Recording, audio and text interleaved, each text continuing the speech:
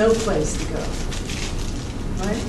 Reentry is right here. There are a couple Well, places, but it's very limited. Right. I'm going to scroll up here to just point out a little bit more. So, does everybody know the term single room occupancy? Okay. So across the country for years, there were primarily in the center cities, in the cores, there were buildings that were single room occupancy. Some people call them cold water flats. And a prime example here would be the Denison Hotel or the Milner, which we saw in the images. And they were very important spaces because people didn't necessarily have to sign long-term leases for folks who don't know if their employment is long-term.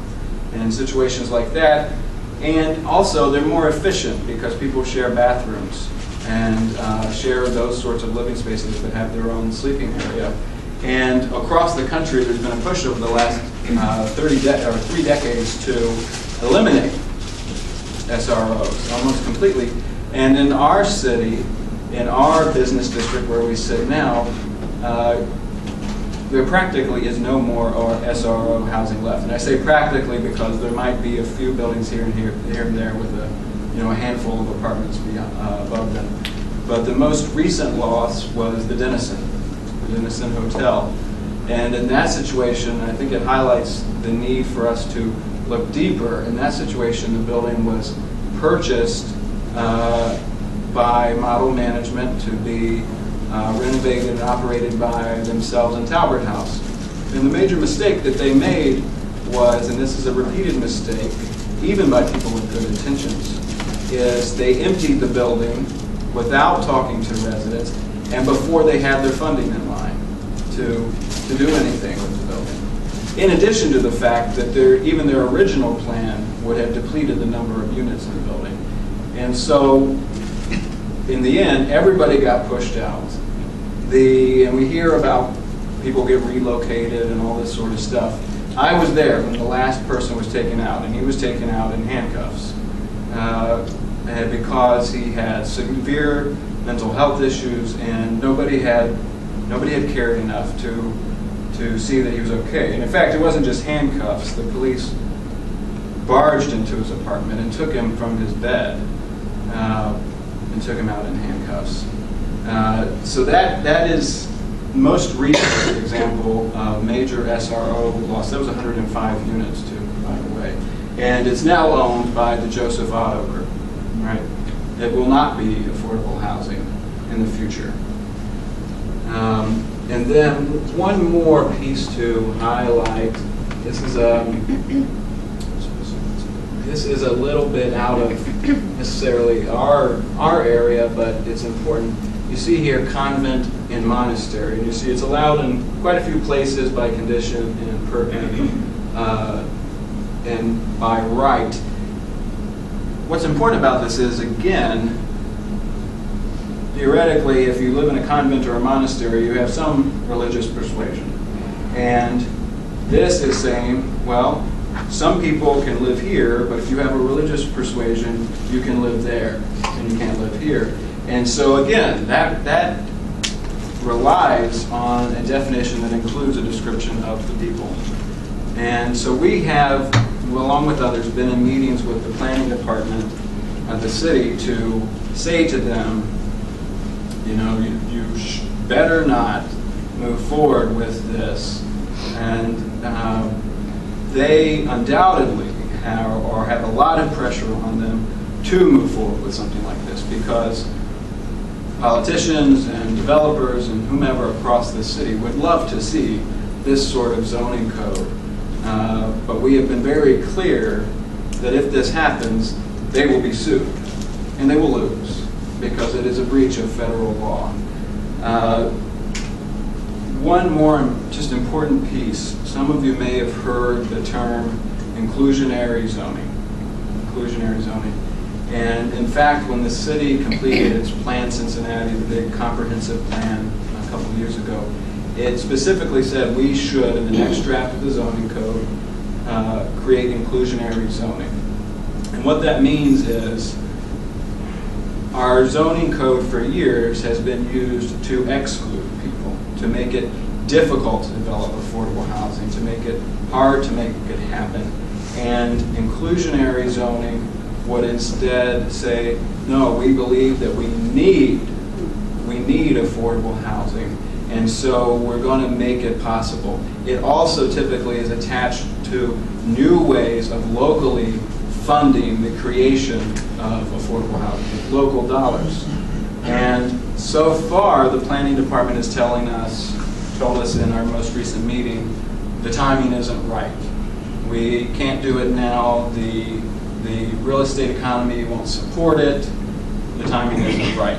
And that was very frustrating because, and what I and others said back to them is, look, and this is the truth, the invisible hand of capitalism does not create affordable housing. It simply gets rid of it.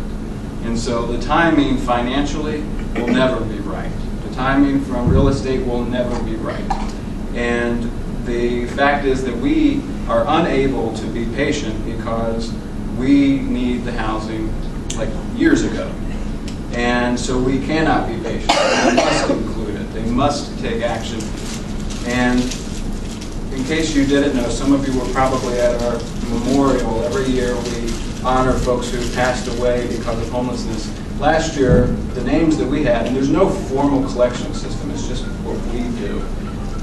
42 people in our city died as a direct result of homelessness. So we have a problem, a systematic problem that literally kills people. And right now, the planning department says it's not the right time. And so it has to be the right time.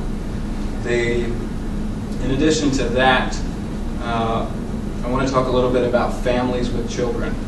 Families with children are the fastest growing group of people entering and experiencing homelessness in this city, county, and in this country. And in fact, on a national perspective, considering the whole country, the average age of homelessness is 9 years old. That is the average age of homelessness today in this country. And the largest group of people experiencing this problem, both individuals and families, don't get counted because they are bouncing from couch to couch to couch. And that sounds a lot better than it is.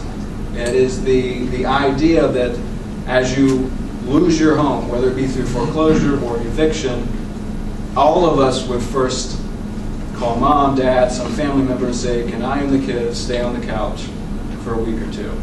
And they might be able to say yes, although it's probably violating their lease. And so you do that, but eventually that's exhausted, so now you call your cousin, right? And that's a few days, and then you call your second cousin, somebody farther away. But eventually you're going to end up in places with people that you barely know that likely could be unsafe. And in many instances, mom is paying for the couch with her body because she doesn't have anything else to protect her children. And those are the situations that the largest group of people are in. And in fact, in this county, we have 5 family shelters that collectively have 200 beds, approximately. And it's not 200 families, it's 200 beds. And in 2014, there's a triage line that families can call to access shelter. And in 2014, only 20% of the families who called received shelter. 20%. Another 5 to 10% received access to some other form of assistance. And so that means 80 to 75% of the families, we don't know what happened to them. And in fact, 12 years ago, a dozen years ago or so, a group was formed called the PATH team. They do street outreach under bridges and abandoned buildings and so forth. And they were formed to outreach to single individuals outside with mental health issues. And they're very good at what they do. But they tell us, they tell us that now they receive about a dozen calls a day from families in our county that are sleeping outside with their children. Outside. So it's that 4 years ago, we could have safely said kids were not sleeping outside with their parents. Today, that is not true. It is happening. And we may not see it because parents want to protect their children and stay as hidden as possible, but it is happening.